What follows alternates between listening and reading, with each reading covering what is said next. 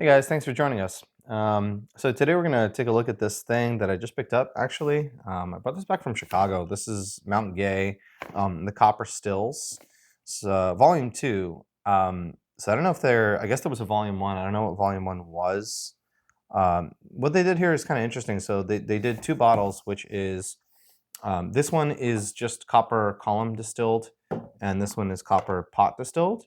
So it's really interesting to see from one distillery, just like that combination presented in one nice package for you. And then this is a really nice box because they also give you like this whole pamphlet in here with all this explanation. So it's really nice. And this is nice that they do this, right? Because sometimes when you like drink a whiskey and it's definitely column distilled, Yeah. and you always think about how much better would this be if it's copper pot, Yeah. or is it going to be better if you copper pot distill it? So this is going to be quite the interesting one. Yeah. Yeah. So I think the ABV on these is the same because it would definitely be not fair if it weren't. So yeah. So I think they're both 43%. Like I said, I don't know what volume 1 was because this says volume 2. So I might just be out of the loop on that. It's probably something I need to look up after. But And both are 43%. yeah, 43%. These come in 375 mils, so you're basically paying for one bottle. I forget what I paid for this, but it wasn't something totally unreasonable. I think I got the kit in Chicago for something like 60 or 70 bucks. I'd need to check on that, but So that was when you were there a couple of months ago, right? yeah, something like that. So that would be like something like that. September, August of 2025. Something like that. Yeah, so I put about a half ounce there. So anyway, so here's the column. There's the pot. I'm probably gonna take this off the table now. Yep. I have the pot. Yeah. So let's see if there's any color difference first. I would suspect not. Not really. Now I don't know how much these are aged. I don't know if this will say. I think they're described very vaguely on the box as just approaching maturity, which is kind of like me. Just barely touching it. I actually don't know what the age statement on these is, and I don't think this tells you. They're both out of 7,000 or so bottles. Yeah, there's no age statement, so maybe it's available online somewhere, but I mean, I didn't do a whole bunch of research on this. Anyway, I'm just gonna go ahead and smell them, pass them off to you. Nope. Let's check out the column versus the pot here. I assume the actual source is the same, like before the still. Also, let me keep it fair here. Yeah. I poured a little. You got a little heavy on the pot still there. I was gonna be curious. It's rare to like literally see same basic starting point, same distillery, same everything, same. I think it's a similar amount of time, except literally just the difference between the column still and the pot still. Oh, I'm not gonna say anything yet. No. So on the back of the label here on the column still, I'm not gonna read the tasting notes or anything like that. Copper column rum You can is read the tasting notes. okay. Mellow and delicate expression of the classic Mount Gay aromas. Settling into maturity, it is light-bodied and warm on the. To be honest, I really like the, surprisingly, I like the column a lot. I Mhm. get really nice sort of sweet banana notes on that. Very classic kind of young rum notes. Yeah, I'll just take a photo and then just put it on the video or something. This is weird. I'm really not getting very much on the pot at all. Maybe just darker notes, and I respond more to brighter ones. But like between these, I didn't think this was going to be the case. I very much prefer the column, just personally. I would say I feel like the column's a little bit on the warmer end. Warmer? Okay. I actually get a little bit more bright notes, a little bit more banana, and more presence too. Like I smell more in general on the column than on the pot. Yeah, which is surprising. a little bit. Very so surprising. This reminds me of like warmer, beachy reminders, right? I feel beach notes. Yeah, I mean definitely some sort of tropical fruit. Well, for the it's very pleasant. It reminds me a little bit of maybe like Florida Cognac 7 or something like that. It's a nice, sweet, lightly aged rum. It's pleasant. There's no like funk or anything unusual to it. It's just very, very pleasant. Yeah, it's getting really like close like this, but I haven't picked up almost any notes on this at all. What are you getting? Like berries or like fermented berries or something? I get the fermented notes. I get that. I get maybe some dark maybe like gunpowder tea or something like that. Like a slight savory kind of note, grassy a little bit. It's I darker for haven't, sure. It's I haven't had gunpowder tea in a while, so I yeah. don't remember what that tastes like. It's like I mean, I think of think of a roasted green tea. You'll kind of get maybe some notes in there. Okay. Almost verging on coffee, but like very distant. It's definitely a darker sort of note. But what's surprising to me is just that there's less of it on the pot. That's what's weird. I would expect so much more presence on the pot than on the column. So much more. Yeah, there's something like almost like a human chemical like that's enveloping the smell a little bit. Okay. Yeah. I don't know. I'm gonna go ahead and get Yeah. started. I'm gonna start with a column. Which yeah, I mean I love that. It's a very nice like some sort of syrup note, like maybe lightly banana-ish syrup. It's very nice.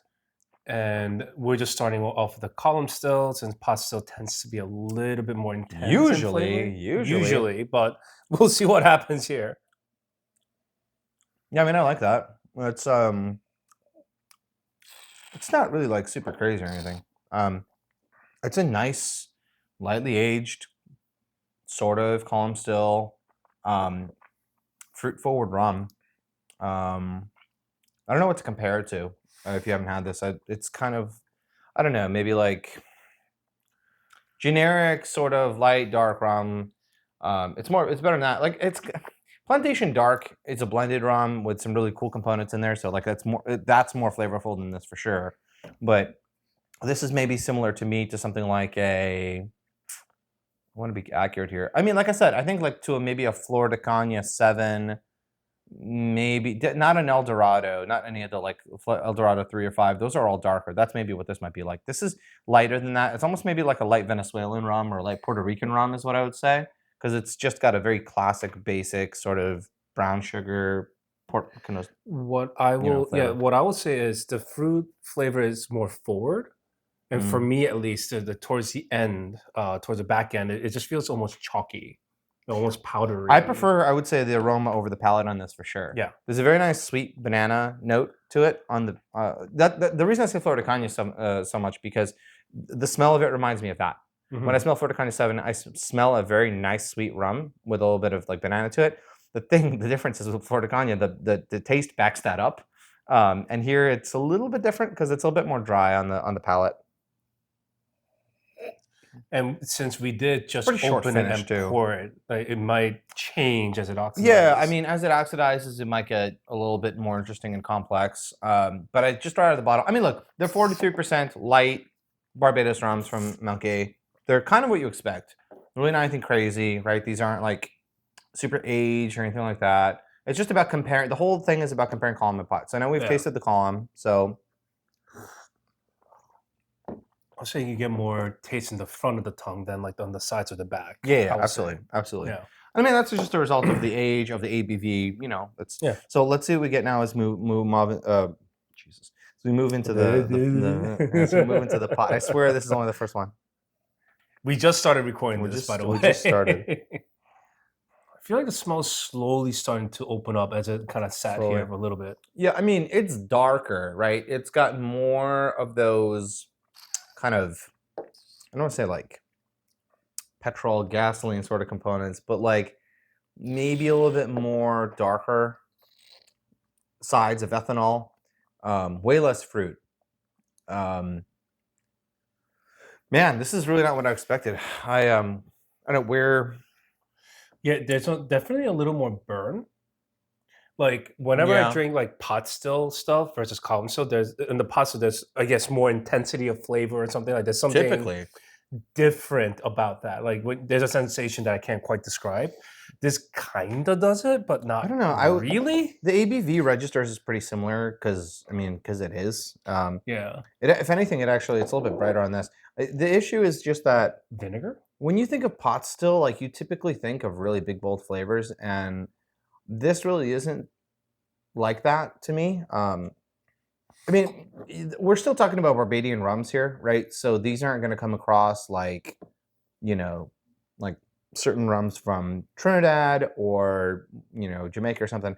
Part of that is that Barbadian rums tend to get their beauty from aging, from maturation, right? Like when you think of Foursquare or something, they're really not like a fermentation forward rum profile. That's not where they get their beauty. So young Barbadian rums aren't normally going to be exceptional. They're going to get a lot of that beauty from blending and maturation, as opposed to like, more like Jamaican rums, which you can age them, but if anything, they're going to lose the thing that makes them what they are, which is that funk and that hogo. So I don't know. What do you have a preference between these so far?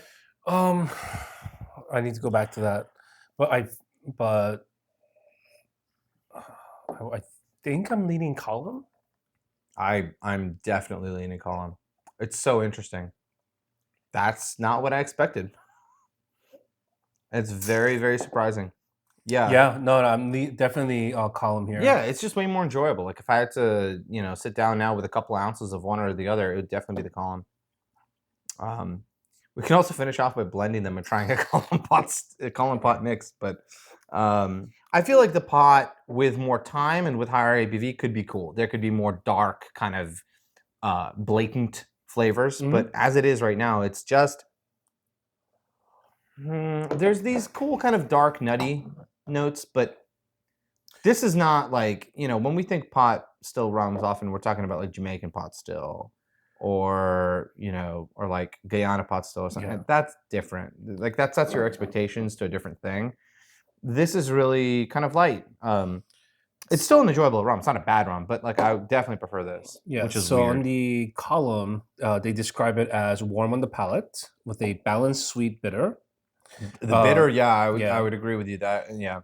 Notes of floral and fruit round out a short, crisp finish for the column still. It's weird to hear somebody actually admit that it's a short finish. Like that's okay. Well, But they're honest about it. Okay. So on the pot still, they're saying robusta body.